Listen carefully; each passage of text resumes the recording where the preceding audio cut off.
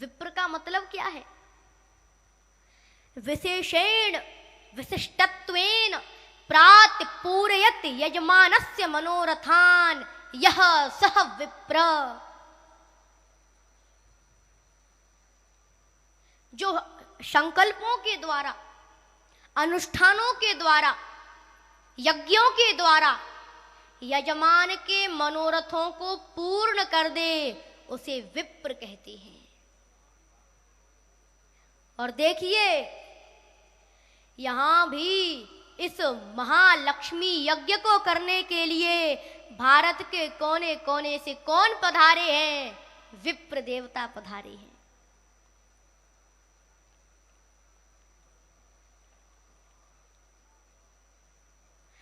तो वो सन्यासी महात्मा आत्मदेव को विप्र कहकर ये कहना चाह रहे हैं कि हे विप्र, तू अपनी उस शक्ति को भूल चुका है। मानव तू निज को पहचान, भूल गया तू उस शक्ति को, विश्वज से कहता कल्याण, मानव तू निज को पहचान।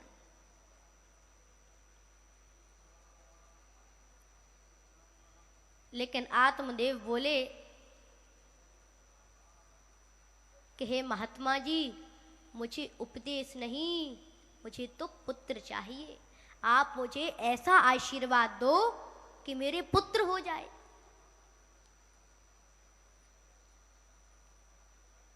तब महात्मा ने कहा, शृणु विप्र मया तेद्य प्रारब्धम तु विलोकितम सप्त जन्मावधि तव पुत्रो नैव च नैव च। शृणु विप्र मया तेद्य प्रारब्धम तु विलोकितम। हे आत्मदेव, हे विप्र, मैंने तुम्हारे भाग्य को पढ़ लिया है। तुम्हारे एक जन्म तो क्या, तुम्हारे 7 जन्मों तक कोई संतान नहीं हो सकती है, कोई पुत्र नहीं हो सकता है। लेकिन हे आत्मदेव, तुम पुत्र के लिए इतना पागल क्यों हो रहे हो? पुत्र के लिए इतना क्यों रो रहे हो? आत्मदेव बोले, मेरे मरने के बाद मेरा दाह संस्कार कौन करेगा? महात्मा ने कहा कि क्या जिनके कोई पुत्र नहीं होता है उनका दाह संस्कार नहीं होता है? जटायु के कोई पुत्र नहीं था तो क्या जटायु का दाह संस्कार नहीं हुआ?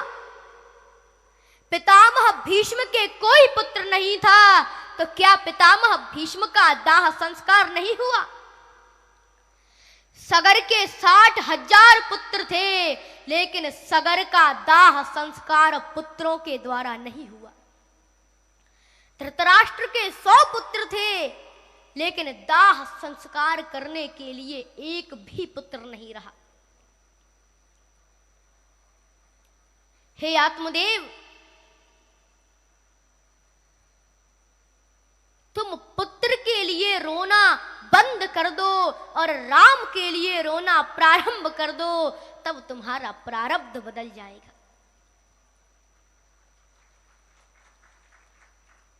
जटायु राम के लिए जिए तो राम ही उनके बेटे बनकर आए और अपने हाथों से दाह संस्कार करके मुक्त कर दिया। इसीलिए हे आत्मदेव, अगर तुम भी राम के लिए जीना प्रारंभ कर दोगे तब राम ही तुम्हारे पुत्र बनकर आएंगे और अपने हाथों से दाह संस्कार करके तुम्हें मुक्त कर देंगे।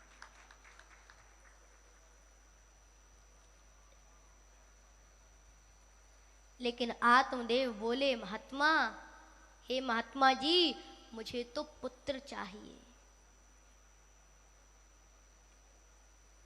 तब महात्मा ने एक फल आत्मदेव को दे दिया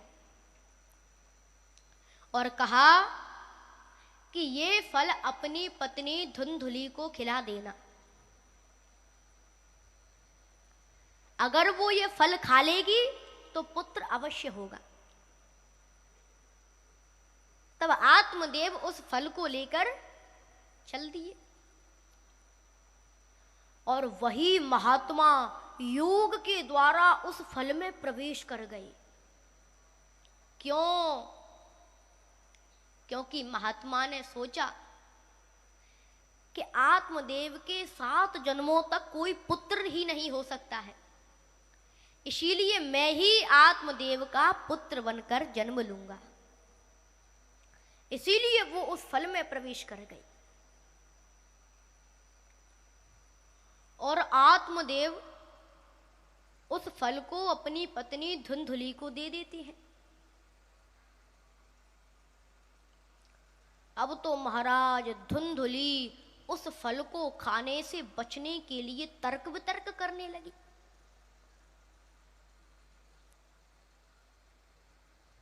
धुंधुली किसे कहते हैं? धुंधुम विषयम अज्ञानम लीयते या सा धुंधुली। जो विषयों को ग्रहण करे वो है धुंधुली।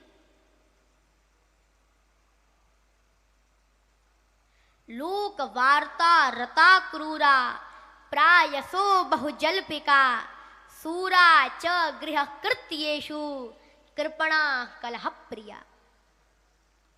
लोक वार्ता, लोगों की बुराई करते करते जिनका दिन गुजरता है वो है धुंधुली। क्रूरा, छोटी छोटी बातों पर जो लड़ती झगड़ती हैं वो है धुंधुली। बहुजल्पिका, जरूरत से ज्यादा जो बोलती हैं वो है धुंधुली। कृपणा, जो कंजूस है वो है धुंधुली। और कलह प्रिया, जो कलह पसंद करती है वो है धुंधुली, उसे कहते हैं कलह प्रिया। एक बात बोलूं, किसी